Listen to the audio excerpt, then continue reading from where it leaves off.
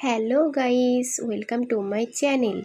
আমার চ্যানেলে যারা নতুন আছো তাদেরকেও অনেক অনেক ভালোবাসা, আর যারা পুরনো আছো তাদেরকেও অনেক অনেক ভালোবাসা। মানে প্রত্যেকটা বন্ধুদেরকেই অনেক অনেক ভালোবাসা জানাই আমি আমার এই ব্লগটি দেখার জন্যে বা আমাকে এতটা ভালোবাসা দেওয়ার জন্য। তো বন্ধুরা, দেখতেই পাচ্ছ আমি আজকের ভিডিওটা শুরু করেছি। আমি চালটা ধুয়ে নিচ্ছি, আর চাল তো হলো লক্ষ্মী, তোমরা সবাই জানো। তো মনে করলাম আজকে আমি যে এই চালটা থেকেই শুরু করি। তো চালটা আমি ধুয়ে ভিজিয়ে নিচ্ছি। তো বন্ধুরা জানো তো, চালটা ধুয়ে ভিজিয়ে নিলে ভাতগুলো খুব সুন্দর হয়। এটা আমাকে আমার যা বলেছে। তো আমিও ট্রাই করে দেখলাম, হ্যাঁ সত্যিই হয়, কিন্তু প্রতিদিন আমার সময় হয় না বলে মাঝে মধ্যে করি, মাঝে মধ্যে করা হয় না। যে যেটা বলে আমি সেটা যদি ভালো হয় অবশ্যই সেটা মেনে নিই, হ্যাঁ সেটা ভালো হয়েছে। তো এটাতে কোনো অস্বীকার করার কোনো জায়গা নেই। ভালো যদি হয় তাহলে স্বীকার করে নিতে হয় যে হ্যাঁ এই কাজটা শিখে আমার ভালো হয়েছে। তো যাই হোক, আমার সময়ের অভাবে আমি সব সময় পেরে উঠি না। তো তার মধ্যে এদিকে এই খাটটাতে না আমরা এখন শুচ্ছি না, কারণ এই ঘরটাতে ভীষণ গরম। জাস্ট আমি খাটটা, বিছনার চাদরটা ঠিক করে রাখলাম। আর এই যে দেখো ঝাড়ুটা আমি তোমাদের দেখাচ্ছি। এখন তো সবাই প্লাস্টিকের ঝাড়ু দিয়েই খাট পরিষ্কার করে, আর আমি না এটা যে ঝাঁটার যে মানে নারকেল গাছের কাঠি দিয়ে যে ঝাঁটাটা বানানো হয়, সেই কাঠিগুলো দিয়ে আমি ঝাঁটাটা বানিয়েছিলাম। তো ওটা যখন ব্যবহার করছি ভাবছি ওটা যতদিন চলে আমি ওটাতেই ব্যবহার করি। সত্যি কথা বলতে জিনিস অপচয় আমি একটু কমই করি। যতটা চালিয়ে নেওয়া যায়, আমি মধ্যবিত্ত ঘরে বউ, ততটা আমি চালিয়ে নেওয়ার চেষ্টা করি। কারণ যেমন মধ্যবিত্ত ঘরের বউ আমি, আমার যেমন স্বামীর মানে ইনকাম তেমনই আমাকে চলা উচিত, সেটা আমার মনে হয়।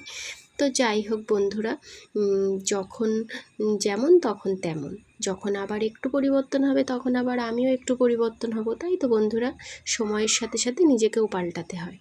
তো এদিকে দেখো আমি কথা বলতে বলতে ওই ঘর থেকে এই ঘরে চলে এসেছি। এই ঘরটাতে আলনাটা আমি গুছিয়ে নিচ্ছি। তো বন্ধুরা, ক্যামেরার ওপাশে আছে আমার অনেকগুলো জামা কাপড়, জানো তো ক্যামেরাতে দেখা যাচ্ছে না ঠিক কতগুলো জামা কাপড়। তো টুকটুক টুকটুক করে গুছিয়ে নিচ্ছি। আর তোমরাও তো জানো সংসারের কম কাজ তো থাকে না, আর সব সময় ভিডিও ক্লিপ মানে ফোন নিয়ে ভিডিও ক্লিপগুলো তোলাও হয় না। আর আমি তো নতুন নতুন এই ভিডিওগুলো বানাচ্ছি, তাই অনেক কিছুই আমি পারি না বা এখনও শিখে উঠতে পারিনি। একটু আমার সময় লাগবে। তো আশা করি আস্তে আস্তে আমি ঠিকই পারবো, শিখে যাব। যদি তোমরা একটু ভালোবাসা দাও, সাপোর্ট করো, অবশ্যই শিখে যাব। তো সবারই একটু সময় লাগে, কেউ আর এক লাফ দিয়ে গাছে উঠে যায় না। একটু একটু করে সময় সবার লাগে, তেমন আমারও লাগবে। আশা করি একদিন না একদিন পুরোপুরি পারফেক্ট হয়ে যাবে। তো এখন আমার একটা বাড়িতে ছোট বাচ্চা আছে, তো ওর পেছনে আমাকে টাইম দিতে হয়। আর আমার বাড়িতে একটাও মানুষ নেই, সেই জন্য আমি জানি এরকম অনেকের বাড়িতেই আছে, কিন্তু সবাই তো সমান না। আমি একটু ধীরে ধীরেই কাজ করি, কিন্তু হ্যাঁ মানে আমি নিজেই একা সব কিছু করি। এই না যে আমার হলো কি না শরীর যদি একটু সুস্থ থাকে আমি বসে থাকি। শরীর সুস্থ থাকলে আমি অবশ্যই সব কাজগুলো করে নিই, কিন্তু যখন একটু একটু মাঝে মাঝে শরীর অসুস্থ হয়, সত্যি মানে তখন খুব কষ্ট হয়। বাড়িতে একা থাকলে যে কতটা কষ্ট হয়, তখন আমি খুব ফিল করি যে বাড়িতে আর একটা মানুষ থাকলে হয়তো আমাকে এক গ্লাস জল দিলেও এগিয়ে দিত। কিন্তু যাই হোক, সব সময় তো সেটা হয় না, আর সবার কপালও তো সমান হয় না। তো বন্ধুরা, এদিকে কথা বলতে বলতে দেখতেই পাচ্ছ আমি আলনাটা গুছিয়ে পুরো ফেলেছি রেডি করে। তো আলনাটাই গোছাচ্ছিলাম বলে আমি এই কথাগুলো বলছিলাম। তো তার মধ্যে আমি আবার ভাবলাম ওই র্যাকটা একটু পরিষ্কার করে নিই।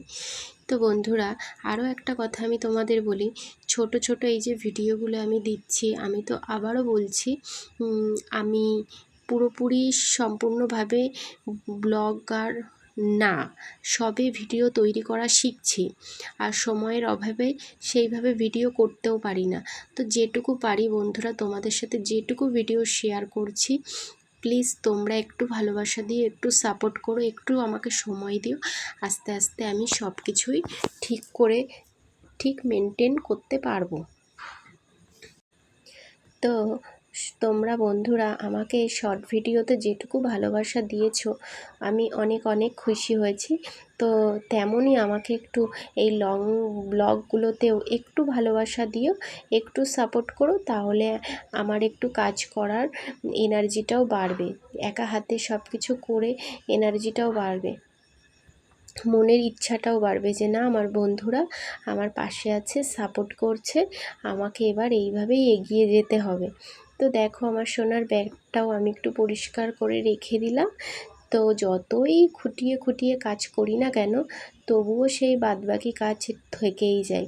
আজকে যতই ভাববে তুমি যে আজকে সারাদিন কাজ করব, সব কিছু পারফেক্ট হয়ে যাবে, কিন্তু না, পরের দিন সকাল হলে না, ছোট একটা বাচ্চা থাকলে সেই ঘরের মধ্যে আবার দেখবে এদিকে ওদিকে ছড়িয়ে ছড়িয়ে আছে। আর এই যে যাদের টিনের ঘর তারা জানে যে টিনের ঘরে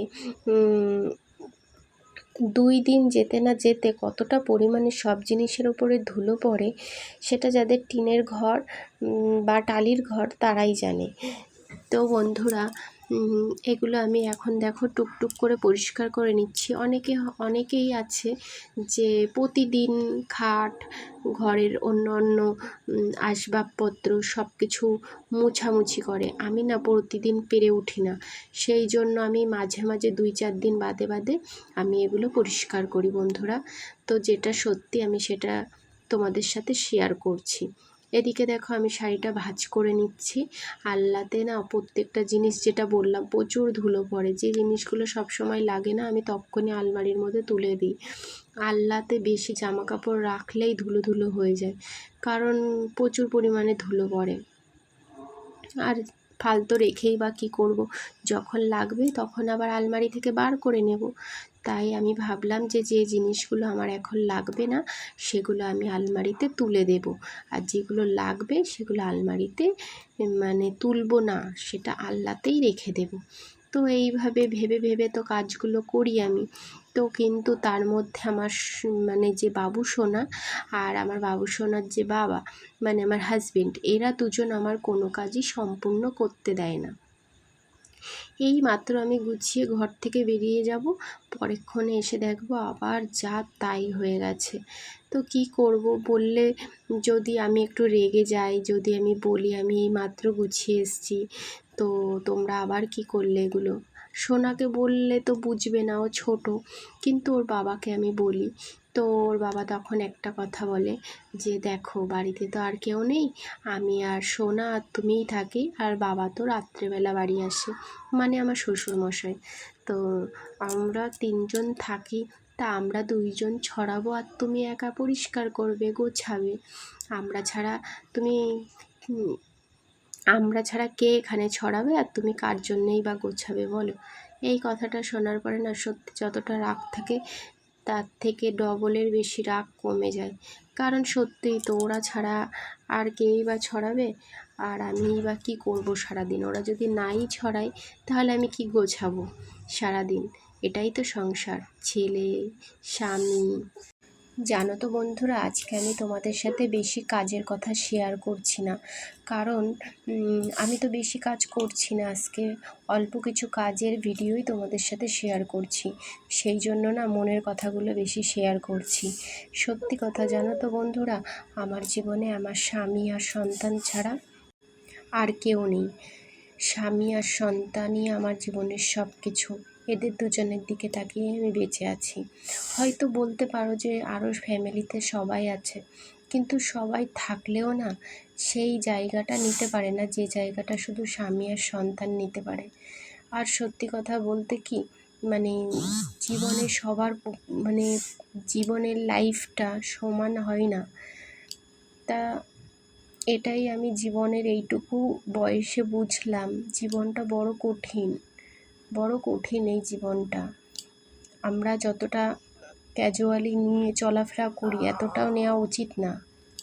কখন কার জীবনে কি মোড় ঘুরে যায় কেউ বলতে পারে না, কার ভাগ্যে কী লেখা আছে সেটাও কেউ জানে না।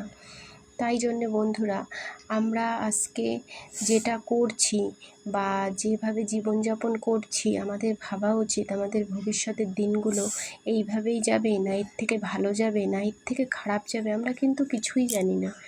তাই জন্যে সবসময় আমি মনে করি নিজে যেটুকু পারবো ভালো থাকবো, আর অন্যকেও ভালো রাখার চেষ্টা করি সব সময়। যদি নিজের মনে কষ্টও থাকে, আমি অন্যকে বুঝতে দিই না, বরং সবার সাথে হেসে কথা বলি। মনে অনেক দুঃখ কষ্ট থাকলেও আমি হেসে হেসে কথা বলি সবার সাথে, কাউকে বুঝতে দিই না। কিন্তু হ্যাঁ, আমার মনে কিন্তু অনেকই কষ্ট আছে, যেগুলো আমি সেইভাবে প্রকাশ করি না কারোর সাথেই প্রকাশ করি না।